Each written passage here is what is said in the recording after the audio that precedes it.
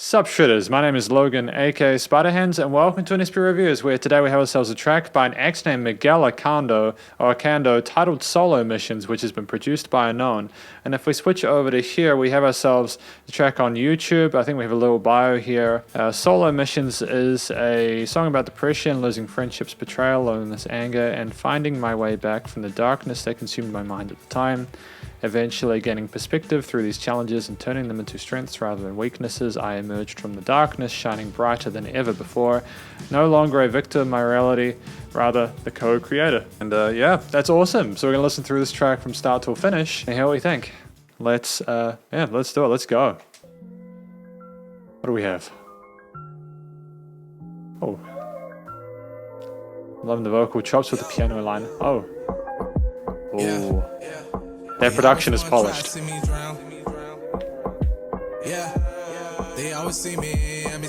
Hang on a minute. Let me just do something real quick. No, we're all good. No, we're all good. Just because I saw the pixelation there for a moment, I wasn't sure if that was my internet or not. Best for the kid, ain't blasting me. They don't check for the kid, shit is blasphemy. I just do this on my own. Yeah. I know they lucky, yeah, wishing for my downfall.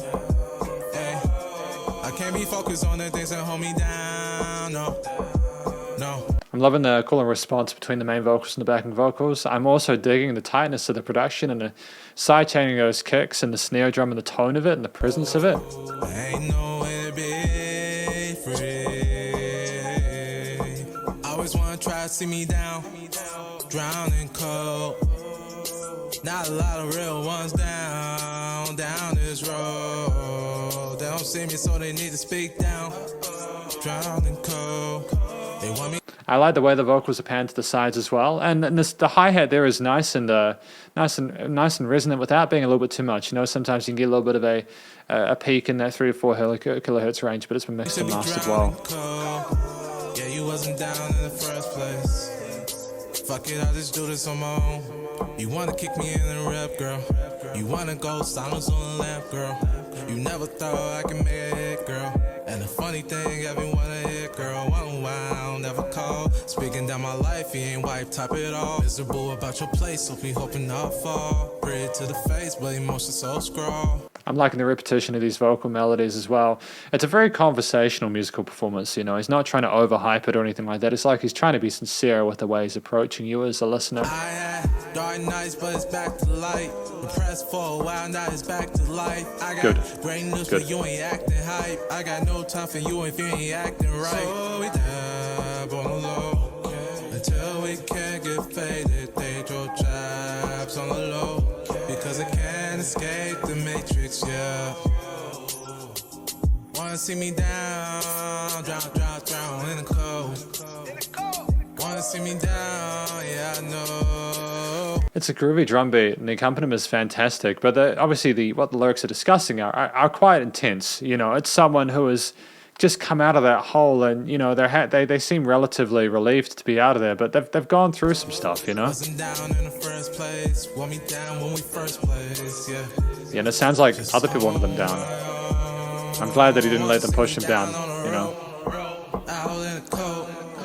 Wanna see me down on it, yeah. They don't wanna see me drive on it, they can't stand to see me shine on it, yeah. So we ride along and I just carry on.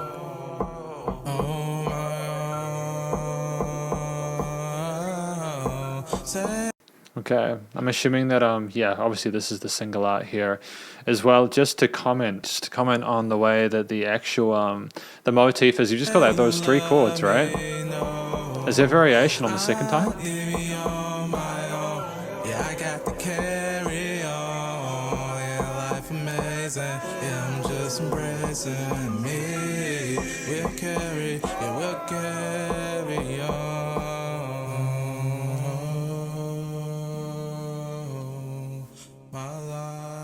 Nice way to fade it out.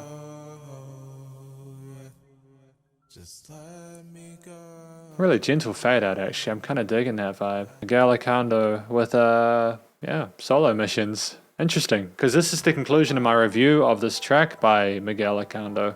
What do I think it's about? Well, I mean, I think we know what it's about. We read the little thing at the start, but also I think just it reinforces the track that there are obviously external forces that were trying to drive Mighel down, and obviously they didn't succeed because he's bounced back, you know. I'm glad that he came out of that. You know, I think the issues of mental health and stuff like that are something that a lot of people will struggle with and in their lifetimes, you know. And there's various reasons for that. And I think there'll be a lot of people who can relate and maybe even like benefit from hearing the story of someone who has managed to overcome it. You know, it doesn't, how do I say this? It doesn't minimize the struggle. It's not like, oh, just be more positive and you'll be better. You know, like he's showing some vulnerability there. He's showing some humanity there within his vocal performance and also within the story, which I appreciate. And I just think it's a little bit more real than what you come across sometimes, especially from, you know, everyone has their own journey. But I'm grateful to have heard the story from Mighel today. Very grateful for that. It's a privilege for people to open themselves up like that, you know. The vocal performance itself was well done. I was happy with it for the most part. The notes were hit cleanly. I liked both the sound of the main vocals and also the ones on the sides. You know, there were little overdubs and extra tracks recorded and stuff like that. I liked the resonance, the reverb of them. The way they were kind of pitched and mixed, and the way they also were kind of misty sounding as well, as if we're in our own heads, you know. I liked that. I liked the coloration of it as well. I think there were some pretty harmonies that were going on there, especially in those hook parts. There was a sense of sameness to it throughout the track, which I'm typically 50-50 about, primarily because I like there to be range. Like, I'm not saying it was exactly the same the whole way through. How do I say this? I don't want to come across like I'm giving the wrong idea. I think that the vocal performance was done well. I think just having a few more bits of silence occasionally, just to allow the accompaniment, just for a person to think about what the singer is saying. Because if you have the vocals for most, if not all, of the song, that's cool. The guy's voice is great. But just allowing just a moment to sort of process all the information that's coming at you. And that's a very subjective thing. You know, I know there are genres of music where like literally it's overwhelming and overbearing for the majority of the time, and that's not a bad thing. And by no means am I saying that I'm unhappy with the vocal performance itself. It's just there was quite a lot to take in for the most part, even within a 3:10 form factor. But I'm sure again, if you like, again, I like the vocal performance, so it's fine. It's just if the track was longer, we might need maybe another sort of lead voice or something like that, and the accompaniment sort of like kind of have a little more change in the overall arrangement. But that's fine, you know. The actual motif of the track had that jazzy sort of sophistication with the extensions on those keys and everything like that. I liked how the bass and the drums rolled into it. I liked how the vocals were like a really integral part to that main concept, and I liked how everything sort of worked together and had a great sort of sense of harmony and chemistry. I enjoyed the fact that despite the fact that, you know, we didn't really sort of change or sort of screw with it too much, you know, it was still compelling the whole way through. Again, I think it's one of those things where the time of the track, the structure of it being like 3:10 with some verses and choruses and stuff like that, and with the fade out at the end, I think that's short enough that you can typically get away with it. But of course, if we had a longer track, it might be worth having like a different sort of chord progression or a different bass line or something like that. And again, I'm not saying there weren't adaptations, like there were things taken away and brought back and stuff like that.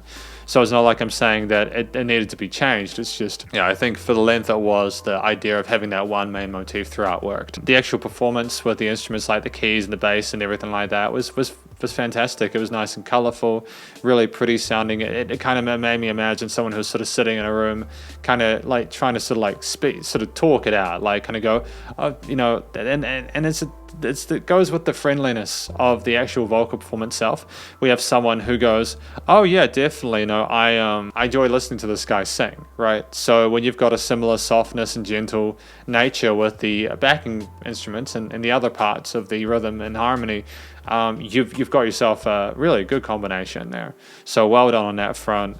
I think that we couldn't have necessarily gotten away with communicating the complexity of the situation without those extensions, and I like the fact that we're breaking up those chords as well, and we had a sort of a consistency with the rhythm. Again, something I'm not usually sort of like super fond of, but having a similar sort of like drum beat for most of the time helped to keep that groove sort of almost hypnotic whilst we hear the story.